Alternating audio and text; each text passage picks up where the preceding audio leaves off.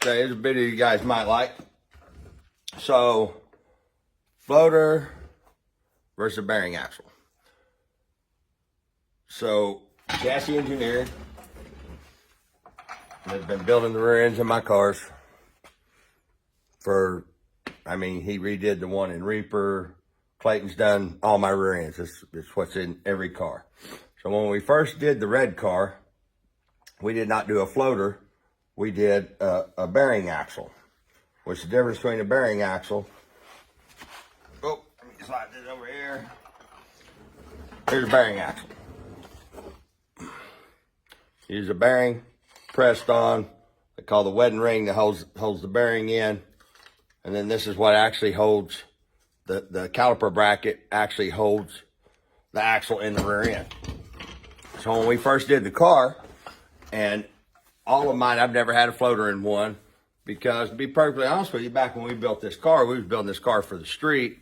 So we knew it wasn't going to be running 390s, 380s, 370s, so the additional weight and the additional expense, we just didn't see doing it. Now, when the car had the Pro Charger, I wasn't having problems with axles. And I've broke axle bearings a few times, but not very often. When we went to twin turbos, everything changed. Tire shake breaks axle bearings, acceleration brake. There's a lot of things that break axle bearings. But we were breaking axle bearings to the point that, if I can get this where you can see it. Well, there's an easy way to do it. Not an easy way to do it, but more self-explanatory. So what actually holds this axle in is the same plate that holds the caliper. So if you look right here, let's see if I can get this where you can see it. If you look right here, it actually tried to shove the axle through this billet plate.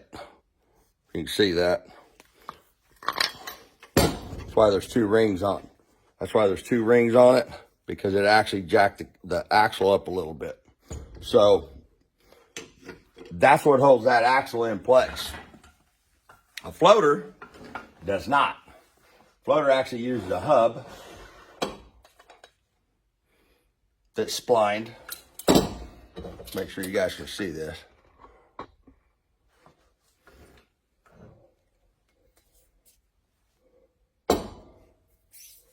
It's got the ring on it, but I'm putting it in backwards, but just so you understand. This is actually the side that goes in. This is what goes into the rear end. But this actually slides right into that hub and has a ring that holds it in.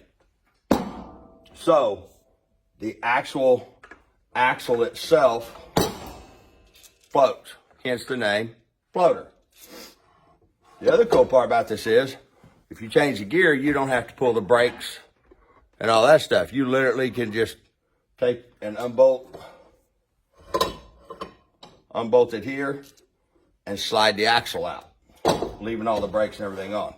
So, but it's not one of them deals where you just bolt this shit back on.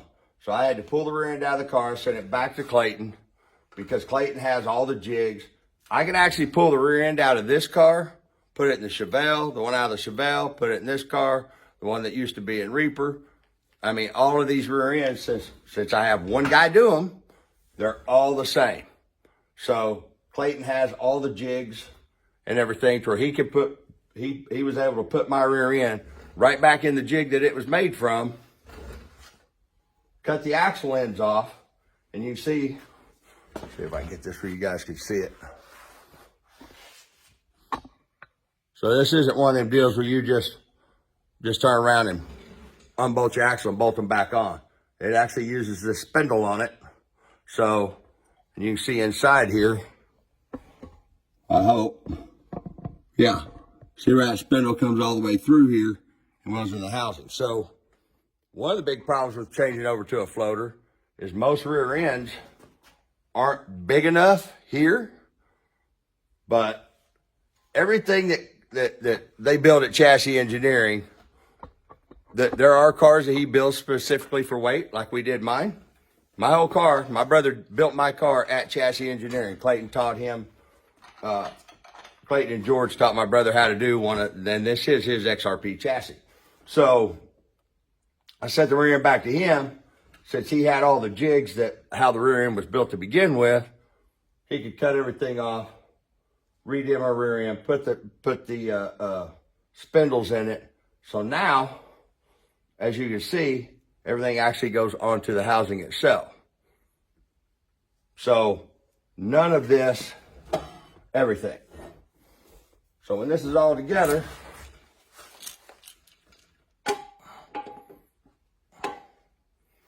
when it's all together, if I need to pull an axle, I just pull it from right here and just slide the axle out. The other super cool part about this is that axle, the way this axle's held in, if it tire shakes, it's literally got to break that strange 40 spline gun drilled axle, which isn't going to happen. So when we kept breaking these axle bearings, I called JC at Strange and got a hold of Clayton, and they actually sell the whole kit. That's what's kind of cool about this. Let me show you the kit.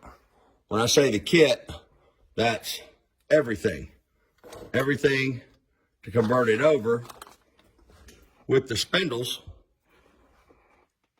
And then your chassis guy or whoever does your rear end will have to put it all on there. I would suggest calling Clayton Murphy because I have never broke one of Clayton's rear ends. I've never cracked one. I've never had any issues with them. And I run Strange and everything, so I haven't had problems with axles or any of that, or brakes. But in actuality, in reality, you're supposed to have a floater for anything that's even close to this fast. And a lot of people kind of oversee it. They step over $1 to pick up a dime. We never planned on the car doing what it's doing right now, so I didn't really think that I needed it. But when I went twin turbo, I figured out real quick, yes, you do need it. And it's a safety factor. If this, not saying guys, that this style of axle, this Strange axle, and this setup isn't fine for a car that runs, 450s. Because it is. It's not an issue. But tire shake in a big car, tire shake period, is violent. And when it shakes that tire, it shakes everything in the car. That's how you break tubs and quarter panels and all the stuff that you can visually see. What you don't see is the damage it's doing like this axle bearing. So when it shatters that axle bearing, and the way we always knew that it broke the axle bearings was, we'd bring the car back down the return road and go to get the car ready for the next pass, and all of a sudden you see rear end grease leaking out because it shatters this bearing inside. And that right there is all that's holding that axle in. This way, this axle's supported. It has bigger bearings. It has lock rings. So that axle, if it can't come out. And that's a safety factor, because if you lose an axle and it shoots out from underneath the car at 180, 200 mile an hour, hell, if it shoots the axle out at 60 mile an hour, you're in for a ride and in a lot of trouble. So Clayton's been a friend of mine for years, and the thing I like about his stuff, and the thing I like about Strange's stuff, and Strange and Chassis Engineering work together all the time. So it wasn't me having to try to measure and do all this stuff and try to figure out what I needed to call Strange for. Strange and JC got on the phone together, and guess what? They put all the shit together. I sent the rear end to Clayton. Strange sent everything to Clayton. I sent the rear end to Clayton. I probably shouldn't say this on the video. 4 days, I had my rear end back. So hope I just didn't hose you there, Clayton, telling you. But he wouldn't have been able to do it this fast had he not built the rear end originally. Because like I said, he had all the jigs to be able to put this right back in. Because when you weld on these, you have to have this rear end in a jig. Because when you put that heat to it and you start welding, metal starts to twist. And then, if we'd have tried to do it ourselves and tried to use our rear end jig, we didn't have everything to bolt the rear end in tight. So could have warped it, could have twisted it. And why would I take the time to do it when I can send it to Chassis Engineering and have it done the right way, faster, and way less money in the long run than what it cost me to do it, or me and my brother to do it. So, and honestly, I had this in my head that going to a floater rear end is tens of thousands of dollars. It's not. It's really stupid. And when this broke the axle bearing the last time and shattered the caliper bracket, that billet caliper bracket, I said I was not going to get in this car and I wasn't going to turn loose that button again until I had a floater.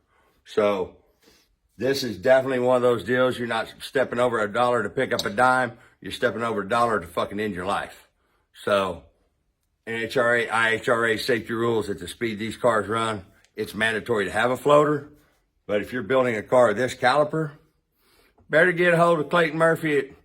You don't even have to call Strange. You can call Clayton Murphy and get it all one call shop. Or you can call Strange and order your stuff and deal with the measurements and all that shit. I would suggest just calling Clayton and letting him handle it.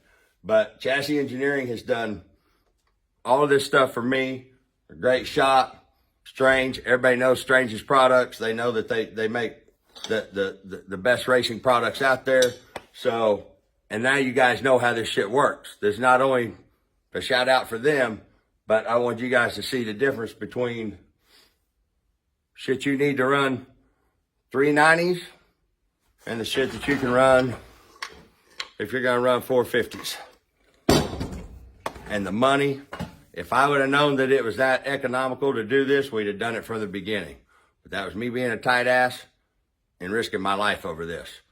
Guys, it ain't worth it. I'm out.